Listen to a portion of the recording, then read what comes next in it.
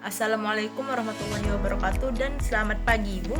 Saya Ananda Kadisa Zulpa dari Program Studi Hubungan Internasional akan memenuhi tugas ujian akhir semester dari mata kuliah Masalah Minoritas dan Integrasi Nasional. Nah, di sini saya mengambil masalah minoritas dari Afrika Subsahara di Italia, tepatnya di kota Rosarno.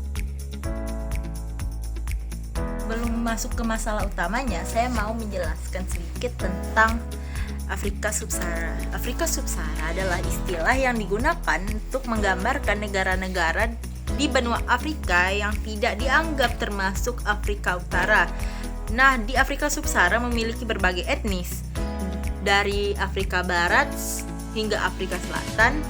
Etnis-etnis tersebut sangat banyak. Contohnya ada etnis Ewa, Ewe, bahkan ada juga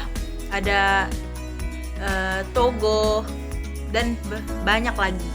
Nah, dari situ kita bisa lihat Afrika Subsahara tidak hanya dari satu wilayah, tapi berbagai wilayah yang tidak termasuk Afrika Utara.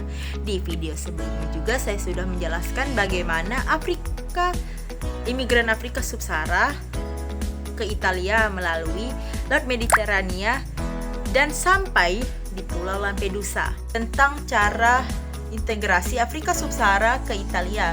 Nah, awalnya mereka berangkat dari Afrika Utara, contohnya dari Tunisia atau Libya, lalu mereka akan melewati Laut Mediterania, dan setelah itu mereka akan sampai di Pulau Lampedusa, Sisili. Setelah mereka tiba di Lampedusa, mereka akan menyebar ke kota-kota Italia lainnya, tak terkecuali kota Rosarno, yang dijuluki sebagai satu-satunya kota kulit putih di dunia setelah pembersihan etnis pada tahun 2010. Pada awalnya, mereka bukanlah kota yang seperti itu. Nah, pada awalnya Rosarno hanyalah kota biasa yang berada di pinggiran batas wilayah. Kota berpenduduk 1.500 jiwa ini terletak di Calabria dan salah satu wilayah yang tertinggal di Italia, serta menjadi basis 'Ndrangheta. Pasti penasaran, apa itu 'Ndrangheta? Nah, di Sisilia, Italia ada Cosa Nostra, dan di Rosarno ada 'Ndrangheta, mafia yang paling berkuasa di negara itu, ya, walaupun tidak terkenal Cosa Nostra. Tapi 'Ndrangheta adalah mafia yang mengontrol semua kegiatan yang ada di Rosarno. Mari kita bicarakan tentang Rosarno. Rosarno jauh dari lautan dan sangat dekat dengan daerah pertanian. Maka dari itu mereka terkenal dengan jeruknya yang manis dan tomatnya yang montok. Meskipun Rosarno terkenal dengan jeruk dan tomatnya, Rosarno juga terkenal dengan reputasinya yang buruk dan juga kejahatan yang terorganisasi dan ada rasisme yang sangat merajalela dan berakar di Rosarno. Menurut Furnipal pada tahun 1140, yang mana kita bisa lihat penduduk lokal Rosarno akan menjadi mayoritas dominan secara demografi, sosial, dan institusional yang ada di dalam wilayah tersebut, sedangkan imigran Afrika Subsahara telah menjadi minoritas. Jadi dari kasus tersebut kita bisa lihat minoritas yang berada di dalam mayoritas dominan. Dominasi di Rosarno baik dari segi agrikultur, kontrol politik lokal, dan ekonomi lokal hanya berfaktorkan dua hal saja, yaitu dari warga lokalnya, yang mana warga lokal tersebut adalah penduduk yang sudah lama tinggal di Rosarno, dan organisasi lokalnya, yaitu 'Ndrangheta. Nah, 'Ndrangheta adalah organisasi lokal yang mengontrol politik lokal dan berjalannya aktivitas agrikultural dan ekonomi yang ada di Rosarno. 'Ndrangheta sendiri terlibat aktif dalam perdagangan narkoba di Italia serta mengendalikan sebagian besar kokain yang masuk ke dalam Eropa. Untuk pemberontakannya sendiri terjadi karena beberapa hal. Nah, imigran Afrika Subsahara bekerja sebagai buruh musiman buah dan sayuran yang ada di Rosarno. Namun, pekerjaan mereka sangatlah berat karena mereka bekerja di kondisi yang sangat tidak mendukung. Nah, mereka juga diupah dengan upah yang sangat rendah, kontrak yang jarang, serta mereka tinggal di tempat yang seringkali berada di pabrik tua atau bangunan terbengkalai tanpa fasilitas dasar. Dari hal tersebut telah menunjukkan bahwa imigran asing tinggal secara terpisah dari warga lokal. Kondisi kehidupan terpisah tersebut membuat interaksi sosial dengan warga lokal terbatas. Dari kondisi tadi bisa dilihat konflik antar kelompok minoritas imigran dan mayoritas warga lokal Italia di Rosarno yang berada dalam kondisi ketidaksetaraan ekonomi, sosial, dan kultural. Lalu, ketegangan memuncak pada tanggal 7 Januari 2010, yaitu terjadinya penembakan imigran asal Togo, Nigeria, dan Ghana, serta pemukulan imigran yang ada di Rosarno. Kerusuhan dipicu ketika pemuda asal Italia menembakkan senapan angin ke arah sekelompok imigran yang kembali dari bekerja di pertanian. Korbannya adalah dua pria, satu dari Nigeria dan satu dari Togo. Yang keduanya hanya terluka dan terdapat dua lainnya menjadi korban pemukulan dengan batang besi.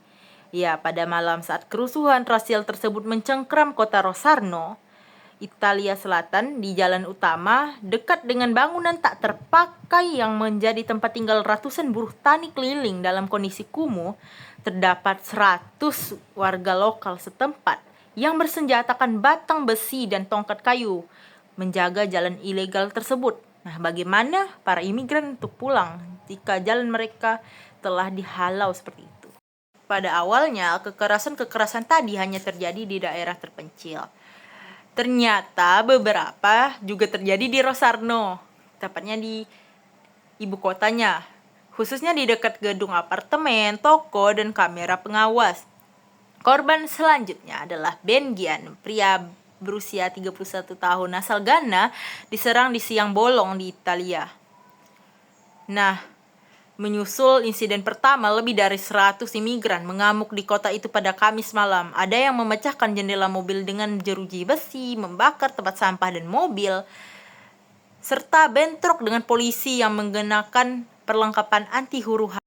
Nah, setelah itu terdapat sekitar 2.000 imigran yang berdemonstrasi di depan balai kota untuk memprotes apa yang mereka sebut sebagai perlakuan rasis oleh warga setempat. Beberapa orang berteriak "We are not animals", dan ada yang membawa palang yang bertuliskan "Italians here are racist".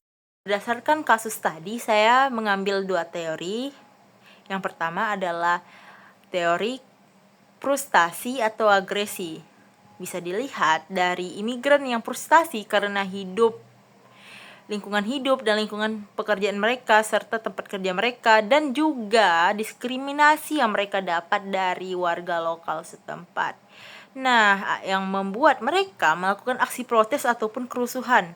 Lalu ada juga yang kedua, itu adalah plural society, yang menyatakan bahwa masyarakat majemuk di mana kelompok minoritas terpisah secara ekonomi, sosial, dan meningkatkan kemungkinan konflik.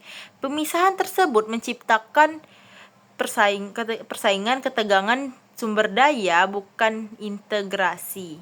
Dapat dilihat dari tempat tinggal mereka, yang mana tempat tinggal para imigran Afrika Sub-Sahara terpisah dengan tempat tinggal warga lokal yang memiliki fasilitas dasar. Sedangkan tempat tinggal para imigran hanya bangunan-bangunan tua yang tidak memiliki fasilitas bahkan listrik. Dan juga para imigran menjadi ancaman membuat warga lokal Rosarno merasa terancam karena mereka merasa para imigran akan mengambil profesi pekerjaan yang ada di Rosarno itu. Nah, untuk proses integrasi nasional yang dilakukan pemerintah Italia itu mengevakuasi sekitar 100 imigran ke pusat penahanan atau penerimaan dengan alasan keamanan. Yang mana hal ini tentu saja mendapatkan kritik karena hal tersebut terlihat seperti pengosongan kota dari warga kulit hitam dan dianggap tidak menyentuh akar masalah integritas. Selain itu, ada juga pemerintah melakukan penegakan hukum terhadap pekerja ilegal dan mafia.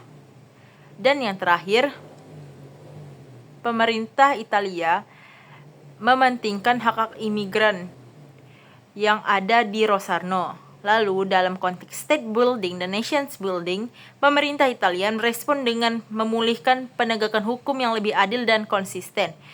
Lalu ada juga kohesi sosial, melakukan kohesi sosial dan kebijakan imigrasi dari kasus Rosarno, yang mana dari kasus Rosarno mendorong evaluasi kebijakan imigrasi dan integrasi. Meski ada tindakan cepat meredakan krisis, solusi jangka panjang bagi integrasi sosial dan ekonomi imigran tetap menjadi tantangan. Nah, sekian dari saya, Ananda Khadijah Zulfa. Saya tutup. Terima kasih sudah mendengarkan. Dan Assalamualaikum warahmatullahi wabarakatuh. Terima kasih, Ibu.